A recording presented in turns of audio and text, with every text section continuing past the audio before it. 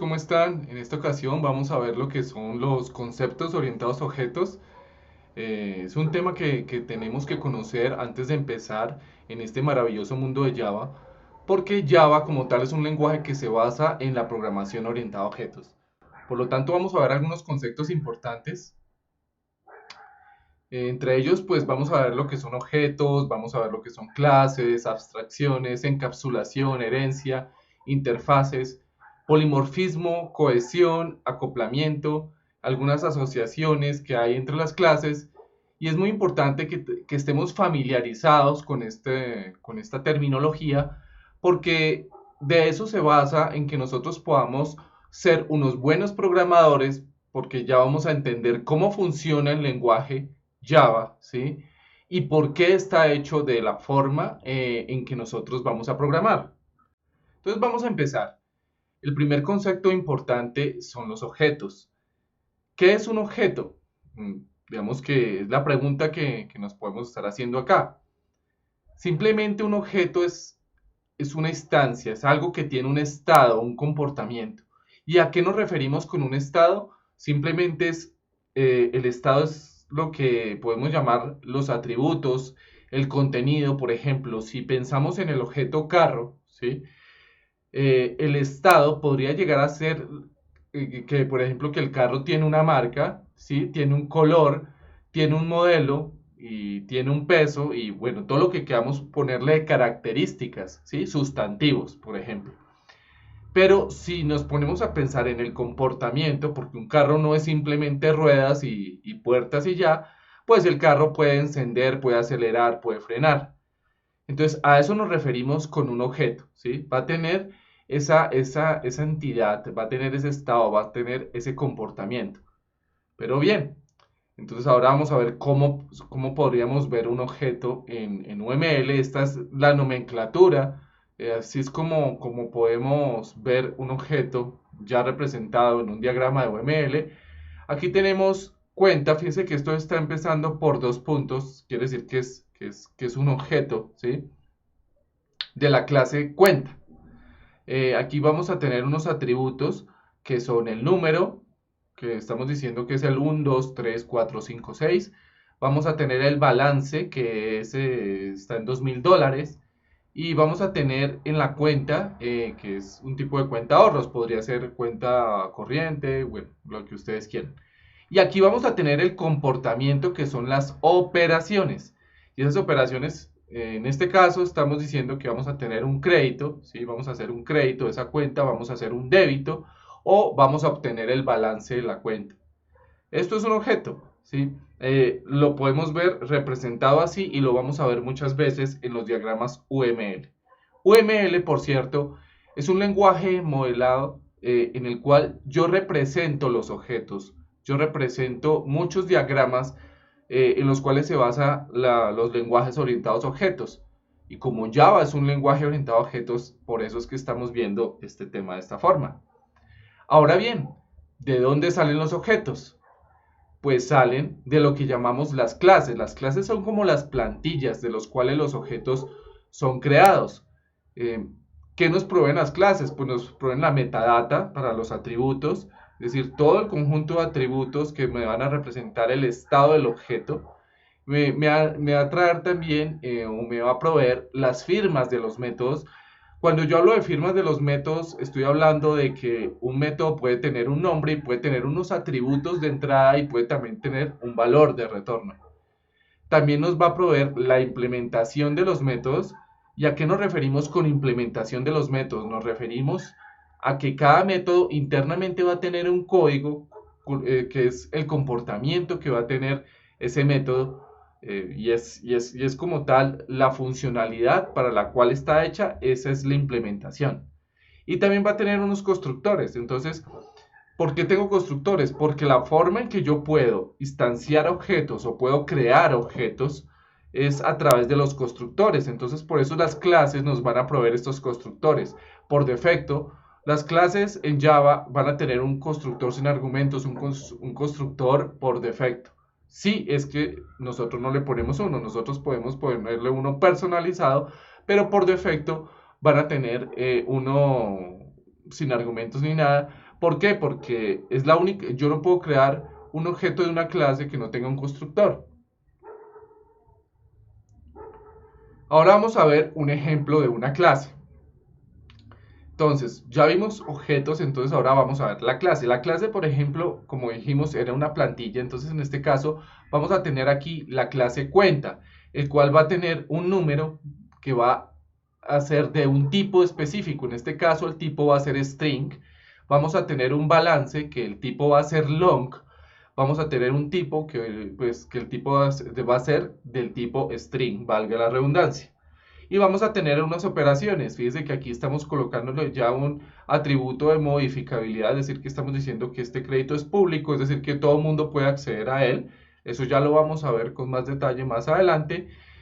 Vamos a tener un débito, ¿okay? Que también, además de eso, va, ya aquí estamos representando que está recibiendo un argumento, que en este caso es la cantidad. ¿Cuánto voy a debitar? ¿Cuánto voy a acreditar? Y vamos a tener un get balance. Esto también, estos métodos get y set son muy conocidos en el mundo de programación orientada a objetos y se les conoce como los setter y los getter o los métodos accessor. ¿Por qué? Porque siempre van a llevar esta nomenclatura get o set, ¿sí? Es muy conocido también cuando hablamos de los famosos pojos o de teos también. Pero bueno, ya lo veremos más adelante, simplemente es como un paréntesis que hago acá. Y ahora, bueno, teniendo esta clase cuenta que vemos acá, vamos a tener una instancia de esa clase cuenta, ¿sí? Fíjense que aquí no tenemos un constructor, eso quiere decir que la clase cuenta igual tiene constructor, así no lo estemos representando acá, pero en este caso tenemos un constructor por defecto, ¿sí? Y sin ningún argumento. Ya cuando instanciamos esa clase cuenta, lo vemos acá, entonces vamos a tener una cuenta origen y una cuenta destino, así es como lo estamos llamando, este es el nombre del objeto y lo que sigue después de los dos puntos es la clase a la cual pertenece ese objeto. Entonces, si yo tengo aquí origen y destino, quiere decir que estos dos objetos van a pertenecer a la misma clase, por lo tanto, ambas van a tener número, balance y tipo.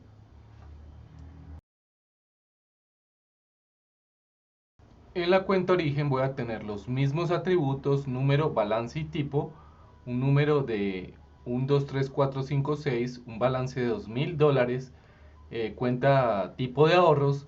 Y en la cuenta destino voy a tener el número 1, 2, 3, 4, 5, 6, 7 con un balance de $3000 y la cuenta es del tipo ahorros.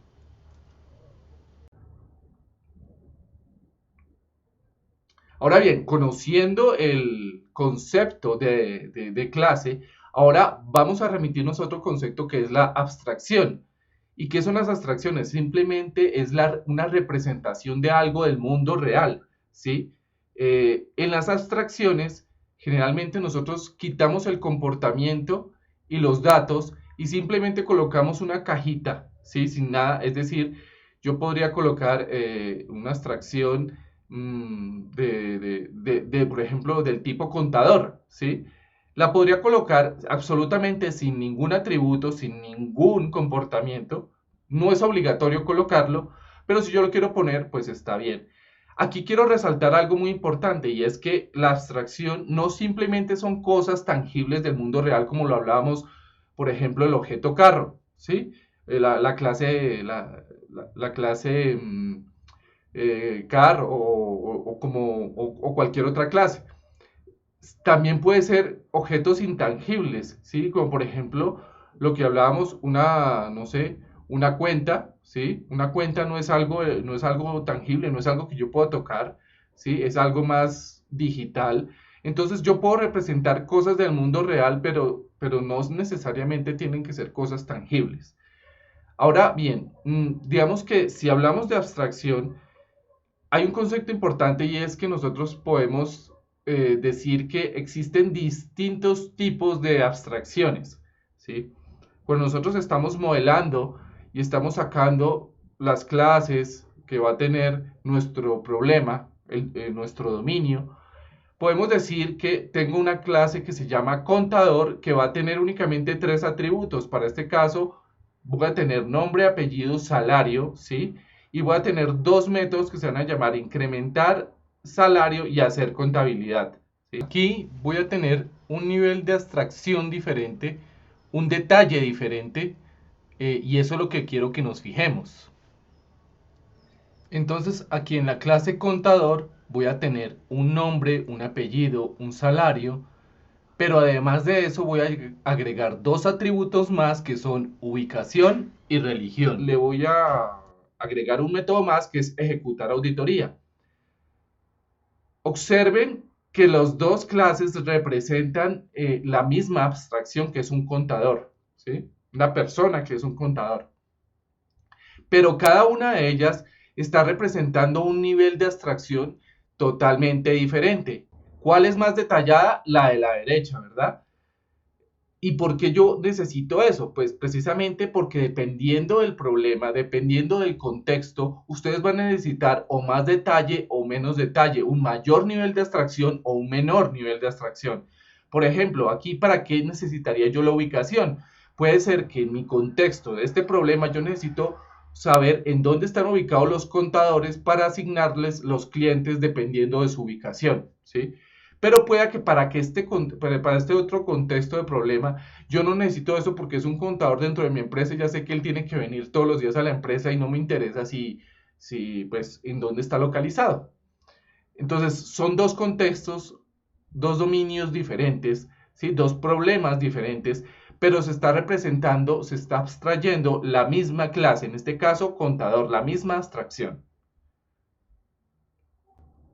Ahora veamos otro concepto importante que es la encapsulación.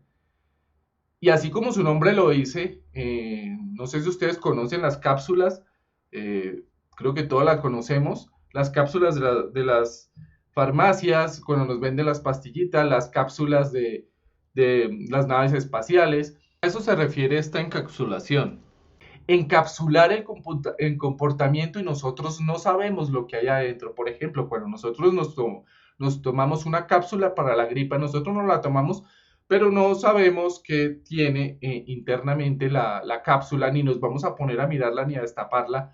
Sí, bueno, a menos que miremos los ingredientes ahí en la caja, sería la forma de saberlo, pero tampoco sabemos en qué proporción trae cada uno de esos ingredientes. ¿Sí? Lo mismo que si yo estoy, por ejemplo, estamos manejando un vehículo, nosotros ya sabemos manejar un vehículo y sabemos cómo acelerar, cómo frenar, cómo manejar, cómo maniobrar, pero no nos interesan los detalles. ¿Sí? Esto es ocultar los detalles de cómo está funcionando la maquinaria, el motor. No tenemos que ser unos mecánicos expertos para poder manejar un vehículo y si se dan cuenta yo me puedo cambiar de vehículo y puedo seguir manejando otro vehículo de la misma manera, ¿sí? Muy similar, sin necesidad de conocer sus detalles internos. Entonces a eso se refiere la encapsulación, es ocultar esa información porque no me interesa que las personas conozcan el detalle, simplemente que conozcan la interfaz, que conozcan lo exterior, el contrato que les voy a dar, que solo conozcan esa capa exterior para que me puedan manipular, ¿sí? Y no necesitan conocer absolutamente nada del detalle. Esto, digamos que puede limitar el alcance de los bugs y digamos que otra ventaja de encapsular es que el propósito, por ejemplo, de las clases o de los métodos, se va a detectar en la firma, ¿sí? Y yo internamente voy a poder cambiar mi implementación, es decir, mi lógica de código, y las personas, los clientes que van a estar utilizando, por ejemplo, mi clase, pues simplemente van a ver ese método que está ahí y no van a tener que ver cómo lo estoy haciendo yo internamente, si estoy usando ciclos, si estoy usando una lógica espagueti, si estoy usando una lógica buena o mala, no lo van a saber. Ahora veamos uno de los conceptos más importantes en la programación orientada a objetos, que es el de la herencia. ¿Y en qué consiste? La herencia simplemente es que yo heredo, en este caso que heredo, comportamiento y puedo extenderlo, ¿sí? Entonces, cuando estoy heredando, ¿sí? Lo que quiero es extender el comportamiento que tengo actualmente. Por ejemplo, si yo tengo una clase que se llama figura geométrica, ¿sí? Y quiero heredar de ahí, entonces puedo decirle que círculo hereda de figura geométrica, ¿sí? Pero el círculo ya tiene más características, ¿sí? Y además, pueda que yo quisiera de círculo, puedo heredar también y decir que el óvalo, ¿sí? Tengo un óvalo, entonces un óvalo podría decir que es un mismo círculo, pero con otra característica adicional, y es que está ovaladito. Es extender como tal mi comportamiento. ¿Yo qué hago cuando tengo herencia? Heredo atributos. También otra de las cosas que puedo heredar son los métodos, ¿sí? Ya más adelante vamos a ver que hay unos atributos que se pueden heredar y otros que no, ¿sí? Dependiendo del modificador de accesibilidad, pero es algo que veremos más adelante. También puedo cambiar los métodos, el comportamiento de los métodos existentes, que es a lo que le llamamos override. Entonces yo puedo tener como que, no sé, una clase pato, ¿cierto? Y de esa clase voy a heredar un, no sé, un pato salvaje, ¿sí? Y ese pato salvaje, pues, no sé, va a volar, va a tener el método volar y va a volar a X velocidad. Pero si tengo otro pato, por ejemplo, un pato que no vuele, entonces ese método volar, pues ya va a ser otra cosa, o va a volar más lento dependiendo de la clase que esté heredando. Entonces yo puedo también modificar ese comportamiento. Una cosa importante acá es que Java no soporta multiherencia. Es decir, yo no puedo en Java no puedo heredar de varias clases. ¿A qué se refiere con esto? Que es que si yo quisiera, por ejemplo, que una clase herede de varias clases, no es posible, pero por ejemplo en otros lenguajes como C++ sí es posible. En Java esto lo suple lo suplimos con interfaces que ya las vamos a ver más adelante, pero es importante tener en cuenta que Java, una clase solo puede heredar de una clase y no de varias clases al mismo tiempo. Un objeto en herencia es un objeto subclase, es un objeto de su superclase. Así como puedo decir, un cuadrado es una figura geométrica, un perro es un animal.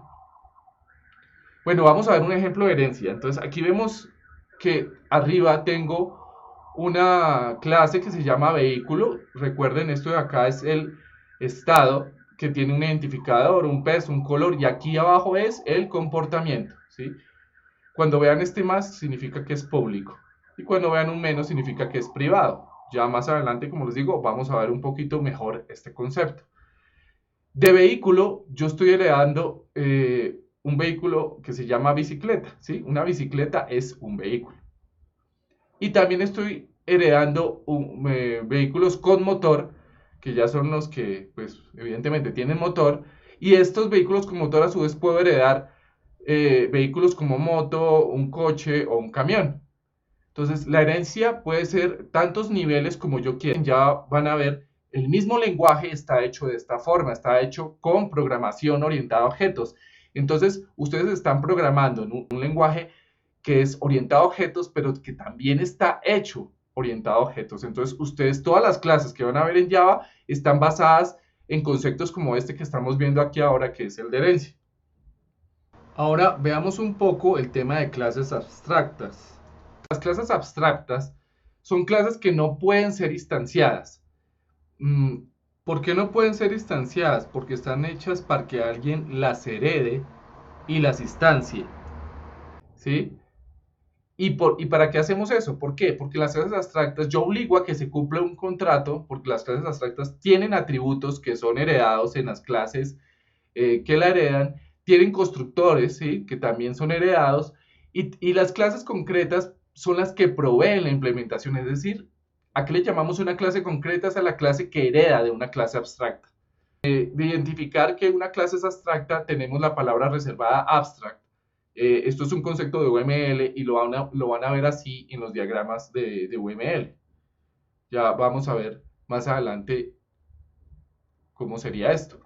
Por ejemplo, figura regular, en este caso, algunas veces ustedes van a ver acá entre corchetes la palabra clave abstract, que era la que les comentaba ahorita, pero otras veces simplemente lo van a ver así simplemente como una,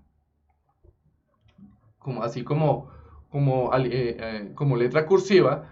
Entonces aquí tenemos una figura regular en el cual tenemos dos atributos, número lados, tamaño lados, perímetro, en este caso Fíjense que perímetro ya tiene una implementación y área que como está cursiva, entonces significa que está vacía, no tiene ninguna implementación. Heredar de esta clase abstracta, mi clase triángulo y mi clase cuadrado van a heredar el número de lados, el tamaño de lados, ¿sí?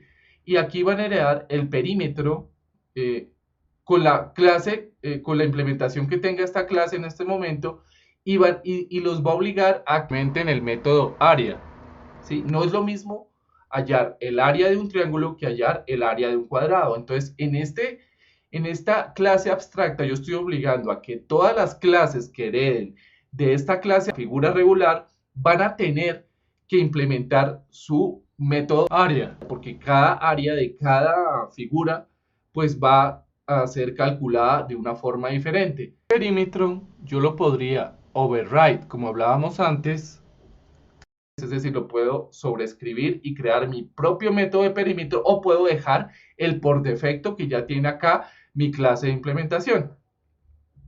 Esto simplemente es una clase abstracta. Bueno, entonces ahora sí hablemos de lo que son las interfaces. Las interfaces son un concepto bastante importante en Java y simplemente me van a definir el contrato. Son muy parecidas a las clases abstractas, solo que en las interfaces yo no tengo implementaciones, bueno, al menos hasta la versión de Java 8 que hay una ligera variación, pero en general las interfaces no tienen atributos, no, digamos que todos los métodos que yo voy a definir en las interfaces son abstract, ¿sí?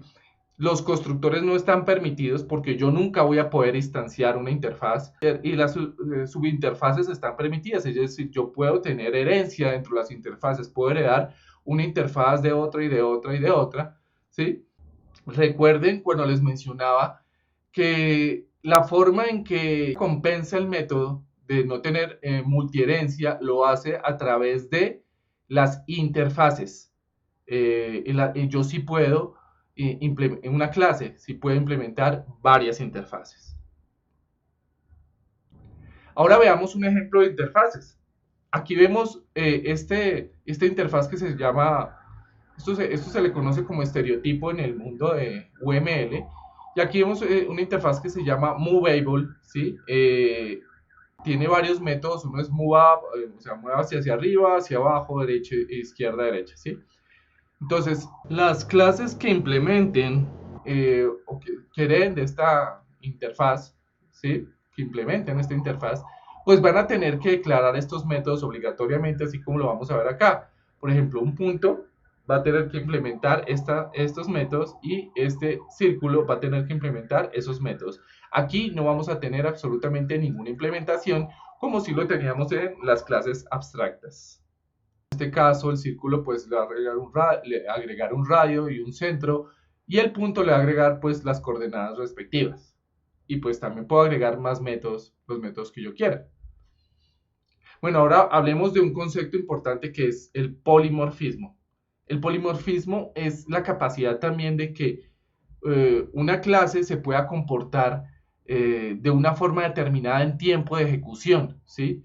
Entonces, las variables pueden ser asignadas a distintos tipos de objetos, pero en tiempo de ejecución es que nosotros vamos a saber cómo es que se va a comportar. Por ejemplo, yo puedo tener una figura geométrica, ¿cierto? Pero hasta que no esté en tiempo de ejecución, es decir, hasta que mi programa no esté corriendo, no voy a saber si se va a dibujar como un círculo, como un cuadrado o cualquier otra figura.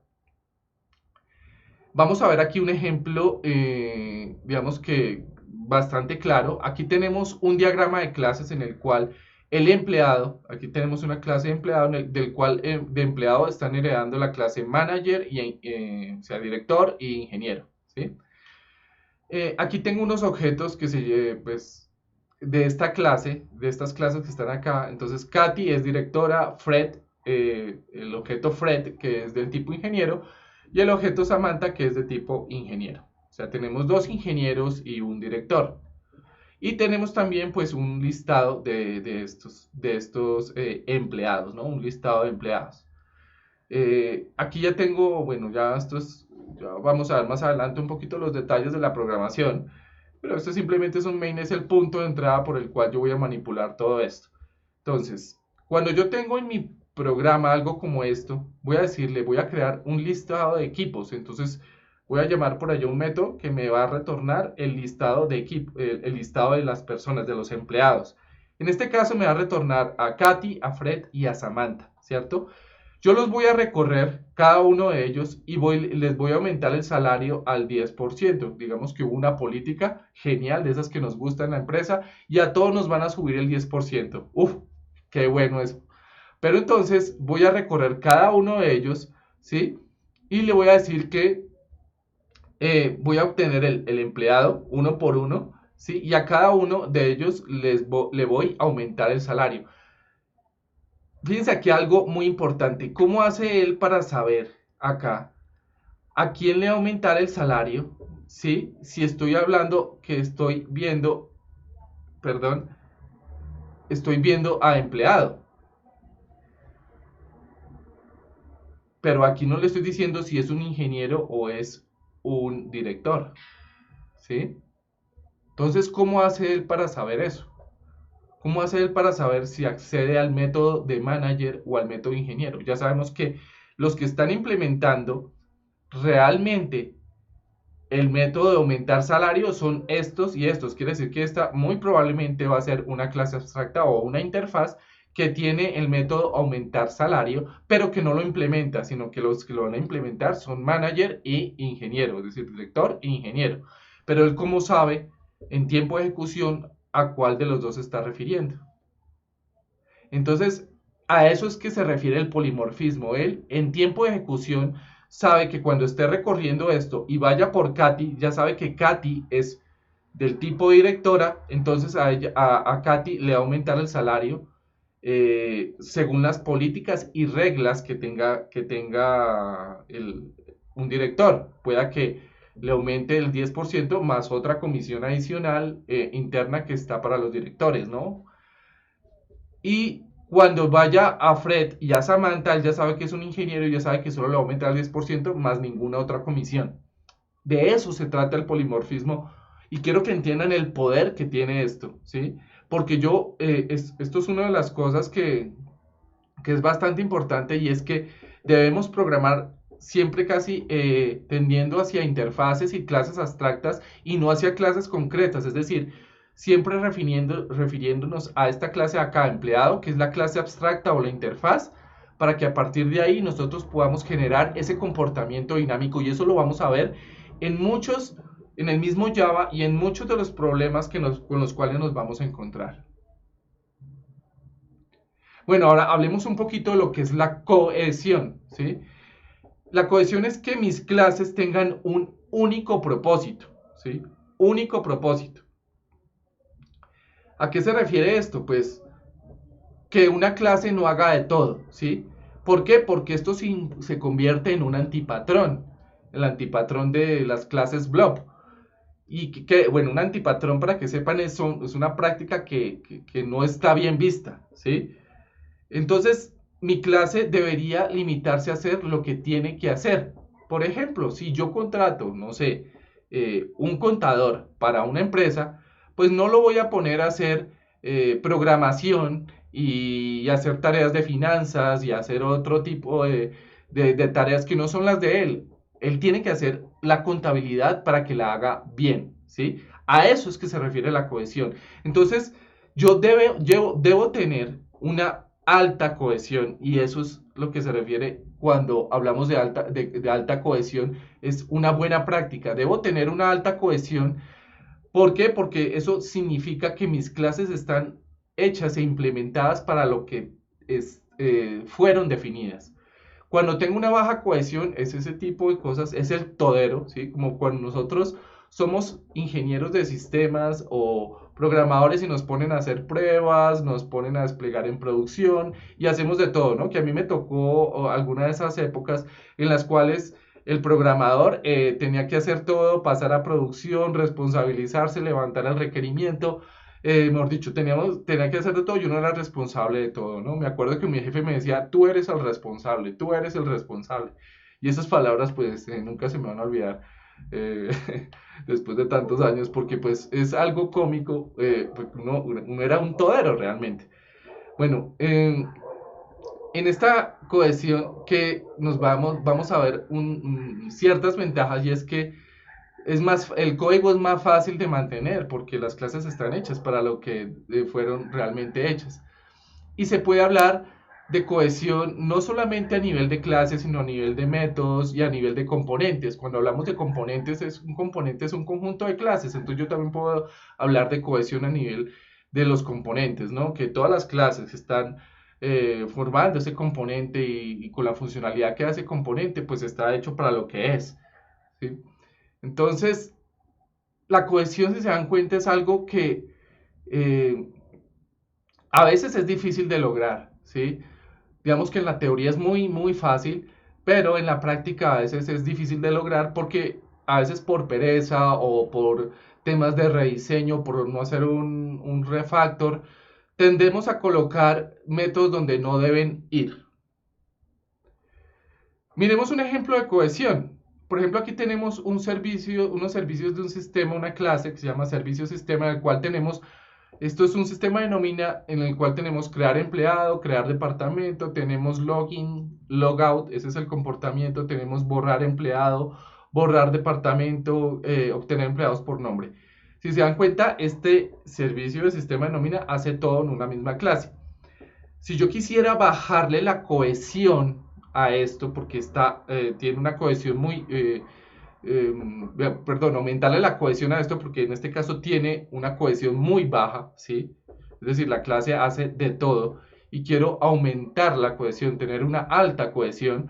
Entonces voy a empezar a separar esto y hacer un refactor y a separarlo en clases. Entonces, lo que es login y logout lo voy a pasar a un servicio que se llama login service y ahí sí login y logout va a estar cohesionado, altamente cohesionado con login service porque es únicamente para eso, es que sirve este servicio de login.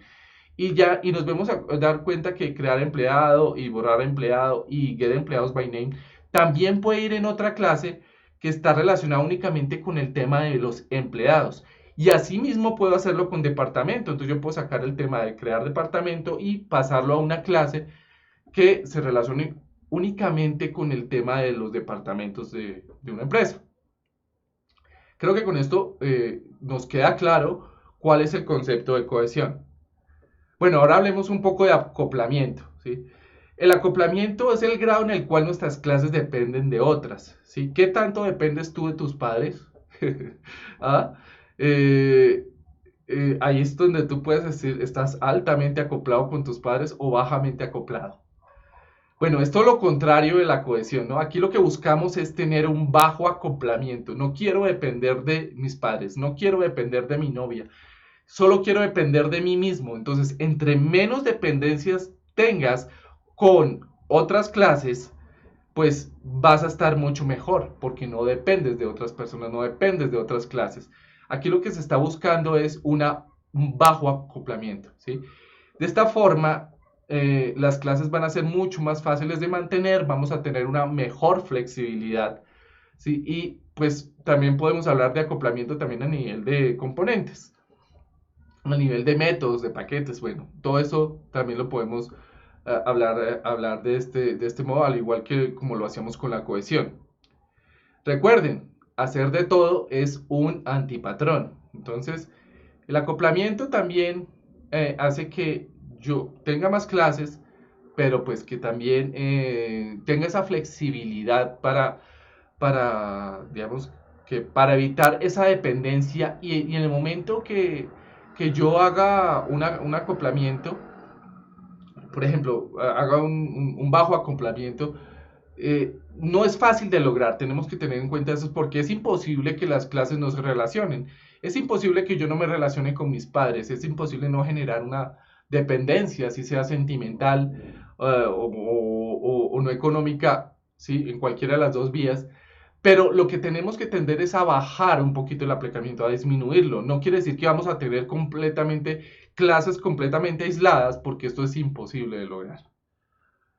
Ahora veamos un cuadro que nos puede servir un poquito para comprender mejor este concepto de cohesión versus acoplamiento que viéndolos juntos se puede llegar a entender un poco mejor. Por ejemplo, lo peor que nos puede pasar en la programación es tener un código con baja cohesión, es decir, que las clases hacen de todo, ¿sí? Y un alto acoplamiento. ¿Qué es lo que realmente nos debería pasar? Es tener una alta cohesión, es decir, que las clases fueron hechas para lo que realmente están programadas, y tener un bajo acoplamiento, es decir, que disminuyamos la relación entre las distintas clases. ¿Sí? Eso es el mejor escenario. Pero muchas veces no tenemos ni un mal escenario ni un buen escenario, es decir, es imposible llegar a la perfección, ¿no? Ni menos en software. Entonces, aquí donde tengo estas dos interrogaciones, y es que cuando tenemos, por ejemplo, hablando de cohesión, queremos tener una alta cohesión, queremos en este cuadrante de acá, que es porque queremos favorecer la cohesión sacrificando el acoplamiento. Esto es un trade-off, ¿no? Al favorecer la cohesión vamos a tener clases mucho más grandes, ¿sí? Pero también vamos a tener un alto acoplamiento, porque por ejemplo yo podría llegar a tener una clase que maneje JavaScript, CSS y DOM, ¿sí? Es totalmente cohesionada, porque está hecha solo para eso, ¿sí? Pero si nos ponemos a ver detalladamente, hay cosas que se pueden llegar a separar, porque estamos mezclando lo que es CSS con JavaScript y con el DOM, y eso se podría llegar a separar, pero pues digamos que pues, eso ya nos va a mejorar el acoplamiento, ¿no? Pero si quisiera hablar de cohesión al 100%, entonces lo tendría en una sola clase, pero entonces ya empezaría a tener clases demasiado grandes, ¿sí? Por eso tengo que llegar a ese nivel. Entonces, si nos vamos al otro lado, que es, voy a favorecer acá, por ejemplo, voy a favorecer el acoplamiento, entonces voy a tener un bajo acoplamiento, pero pero una baja cohesión, ¿sí? Entonces, al tener un bajo acoplamiento quiere decir que va a tener muchas clases, ¿sí? O más clases, por lo menos. ¿Por qué? Pues porque las clases se van a dividir, ¿sí? Pero también van a haber muchas relaciones entre ellas.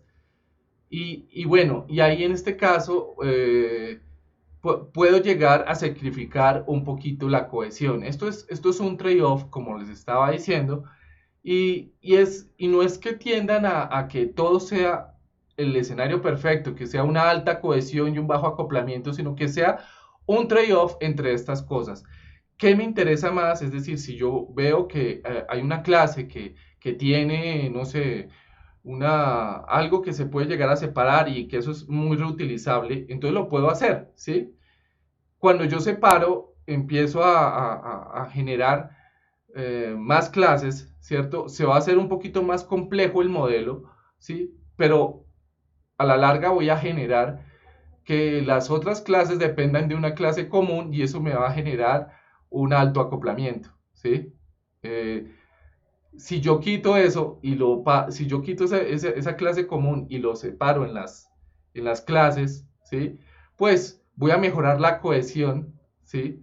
Pueda que sí, voy a mejorar la cohesión, pero el acoplamiento, pues digamos que, bueno, puede ser mejor o mayor. Esto es dependiendo, ¿no? Esto es dependiendo del problema, dependiendo del contexto.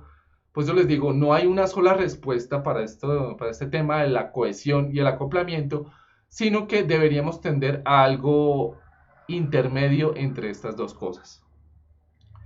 Bueno, ahora veamos algo de las relaciones, ¿sí? En las relaciones, eh, son las relaciones que nosotros podemos llegar a tener dentro de las clases. Esto tiene que ver con el acoplamiento que hablábamos antes, ¿no? Evidentemente las clases se tienen que relacionar unas con otras. No es viable, no es posible tener clases que sean totalmente independientes y que no se comuniquen con nadie, porque entonces el programa, el concepto de sistema no existiría. En las relaciones tenemos relaciones de asociaciones, de herencia, de dependencia. Las que más vamos a ver son estas de asociaciones, como son, por ejemplo, estos tipos de asociaciones: simple, inversa, reflexiva, agregación, composición. Y dentro de la herencia podemos ver dos conceptos que son la especialización y la generalización, que en últimas son dos conceptos casi muy similares. Veamos algo de asociaciones. Aquí, por ejemplo, en esta asociación podemos ver una clase que dice un jugador participa, ven que aquí en la asociación yo le puedo poner un nombre, ¿sí? Participa en un equipo. A eso le llamamos una asociación simple. A este acá, vamos a recordar aquí un poquito, sí, este acá se le denomina la asociación inversa, que es la que vimos acá, inversa, ¿sí? ¿Y por qué es inversa? Porque un jugador participa en un equipo, pero el equipo emplea a un jugador, ¿sí? Entonces, una relación en doble vía. Y hay otra asociación que se llama la reflexiva, que es yo me autollamo. Entonces, por ejemplo, yo como una clase de ocupante de automóvil, puedo, puedo ejercer un rol de conductor, ¿sí? Conduzco un conductor, pero también puedo hacer de pasajero, ¿sí? Un ocupante de un automóvil, o puede ser un conductor o puede ser un pasajero, ¿sí? Entonces, esa es una relación, eh, ¿cómo le llamamos? Reflexiva, ¿no? Ahora, los otros tipos de asociaciones, este es el de composición, en el cual la empresa tiene un empleado, ¿sí? Pero el empleado, pues digamos que solo existe bajo el concepto de empresa, ¿sí? Es decir, si la empresa deja de existir, este señor también va a dejar de existir. Ahora, si vemos desde el lado de la agregación, ya esto no es una relación fuerte, es una relación más débil, es decir, que estas dos entidades son independientes. En este caso, el cliente, ¿sí? El cliente, la empresa puede tener cero o muchos clientes, y un cliente, pues, puede pertenecer a una o muchas empresas. Como un cliente puede pertenecer a una o muchas empresas, entonces si la empresa se acaba, este cliente no va a dejar de existir, sigue existiendo. Esta es la relación que hay entre estas dos. Aquí, si el empleado, como solo puede pertenecer a una sola empresa, bueno, estoy asumiendo que un empleado solo pueda tener un trabajo, entonces si la empresa deja de existir, pues ya el empleado deja de existir. Esa es la composición. Y solo se diferencia porque este tiene rellenito el rombo y este lo tiene pues blanquito. No más. Ahora hablemos de lo que una relación, de lo que son la herencia, las relaciones de herencia. Especialización y generalización son dos conceptos muy sutiles, muy parecidos, simplemente uno se basa en que uno se basa en las diferencias y el otro se basa en las similitudes, pero son generalmente dos conceptos muy similares. En la teoría, en la práctica más bien, casi no se distinguimos entre esas dos, sino simplemente hablamos de herencia. Y aquí hablamos de herencia, por ejemplo, en este caso, cuando tenemos un animal, ¿sí? Que tiene un método que se llama respirar, y aquí el pez hereda de animal, el perro hereda de animal y el gato hereda de animal. Como esto, como se dan cuenta, aquí no está representado respirar. ¿Por qué? Porque todos están eh, heredando el mismo método respirar, ¿sí? Si yo quisiera, si el gato respirara de forma diferente a un perro, pues entonces, digamos que yo podría hacerle override, ¿sí? Aquí y crear mi propia implementación de respirar. Pero como no es así, entonces digamos que asumamos que todos respiran de la misma forma. Lo que sí es que el pez, el perro y el gato van a crearle métodos nuevos de la forma en que, no sé, cómo se comunican o cómo se mueven o lo que sea. En este caso el perro ladra, el gato maulla y el pez nada, ¿sí? Entonces es la forma en la que yo heredo, digamos que yo puedo heredar métodos. Esto, digamos que aquí podemos decir que esto es una clase abstracta porque se está heredando una implementación, o también puede ser una clase concreta, ¿sí? Yo no necesariamente tengo que heredar de clases abstractas, sino que también puedo heredar de clases concretas, ¿no? En este caso, yo creo que esto sería más bien una clase concreta. Si no, pues también lo podría volver una clase abstracta. Eso ya depende del problema, ¿no? Si yo quisiera instanciar animal sin saber qué tipo de animal es, pues yo colocaría esto como una clase concreta. Pero si para mí instanciar una clase, es decir, crear un objeto animal, no tiene sentido sin saber qué tipo de animal es, pues entonces debería ser una clase abstracta o una interfaz. Bueno, aquí tengo un ejemplo de relaciones, para que veamos un poquito una mezcla de las cosas, de las relaciones que hemos visto. Aquí tenemos, por ejemplo, el departamento. ¿Sí? El departamento, fíjense que está relacionado con uno o más empleados, ¿cierto? Y un empleado solo está relacionado con un departamento. ¿Sí? Aquí tengo los nombres de las relaciones. Esos nombres yo se los puedo dar. Y aquí, por ejemplo, tengo, vea, que un manager está relacionado con a un solo departamento, ¿sí? Y además tengo que el manager y el ingeniero heredan de la clase empleado.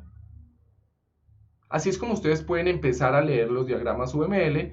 Y esto lo que van a ver mucho en programación Java. Siempre que vayan a hacer un programa en Java, yo les recomiendo que hagan este tipo de diagramas, así sea a muy alto nivel, a una abstracción de alto nivel, como ya vimos. ¿Sí? Porque esto les va a ayudar a entender el problema y antes de, como se dice, empezar a echar código, piensen un poquito en el problema, piensen un poquito en cómo se van a relacionar sus clases, su dominio, para que puedan no perder, para que no vayan a perder el tiempo, sino que vayan a hacer algo que ya sea coherente y que ya tengan como un camino, ¿no? Eso es como cuando hacen también un modelo entidad-relación. Ustedes no llegan y empiezan a crear tablas a destajo, es una mala práctica, sino que primero crean un modelo entidad-relación, lo validan, lo miran y ya una vez que tengan una versión más o menos funcional, entonces ahí sí empiezan a crear las tablas y a generar todos los scripts. Entonces aquí es prácticamente lo mismo.